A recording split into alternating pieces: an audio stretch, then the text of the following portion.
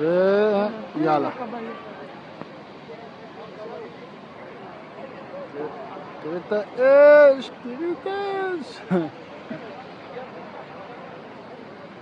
תראי את ההתנחלות והתקהלות, יואו.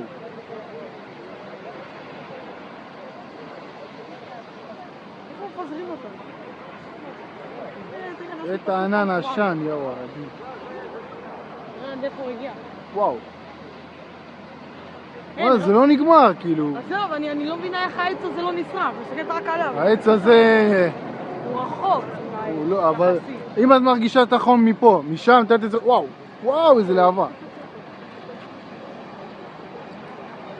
העץ לא מזיע, וואי. איזה כדור עץ.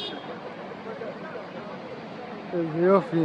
תראה איזה בילוי של סוף שבוע, אין דברים כאלה. אין. לא ביקשתי יותר טוב מזה, ככה אדרנלין והצגה יפה כזאת, מופע. יואו. וואלה, אם הכבאים נכנסים עכשיו הם מתארים. אבל תראה, האש רק מתגברת. גם הרעש מתחזק, ולהבות פורצות יותר גבוה. כן, אם היו מגיעות... תקלי איזה גובה. עד העץ.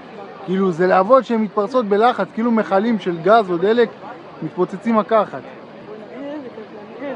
תראי לי, בסוף אני אהיה כבאית, רק בשביל האדרנלין הזה. תראו להם, את יודעת מה הכבאית? יואו, יואו, הנה יואו, יואו! וואו, וואו, וואו! יואו! וואו! וואו, וואו, וואו, וואו!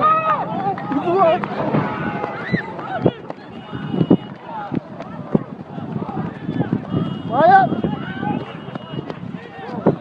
וואו, וואו! מעיין, בואי!